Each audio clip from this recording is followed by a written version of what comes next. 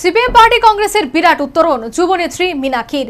Party Congress পরিচালনার প্রেসিডিয়ামে স্থান বাম যুবনেত্রীর। প্রেসিডিয়ামে মীনাক্ষীর মতো তরুণের সুযোগ পাওয়া কি দলে বৃদ্ধতন্ত্রের অবসানের ইঙ্গিত?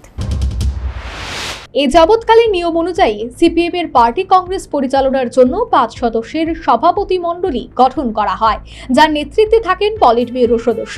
কেন্দ্রীয় কমিটির সদস্যরাও এই কমিটিতে থাকেন। তবে কেন্দ্রীয় কমিটি বা পলিট ব্যুরোর বাইরেও কোনো সদস্যকে প্রেসিডিয়ামে জায়গা দেওয়া হয়। তবে সাধারণত এই প্রেসিডিয়ামে তারাই জায়গা পান যাদের দল আগামী দিনে নেতৃত্বের উপরের সারিতে তুলে আনতে চায়।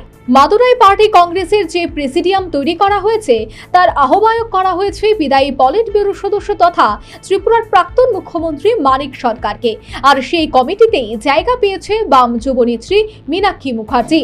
সিপিএম এর অন্দরের ধারণা, মীনাক্ষীকে পার্টি কংগ্রেসের প্রেসিডিয়ামে জায়গা দেওয়ার অর্থ আগামী দিনে তাকে নেতৃত্বে তুলে আনতে চাইছে দল।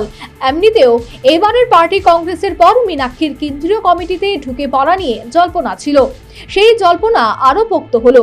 যদিও এরপরও মীনাক্ষীকে কেন্দ্রীয় কমিটির সদস্য করা হবেই, এখনো তা বলে দেওয়া যায় না। তবে বঙ্গ সিপিএম এর একটা বড় অংশ মীনাক্ষীকে কেন্দ্রীয় কমিটির সদস্য করতে চায়, সেটা স্পষ্ট।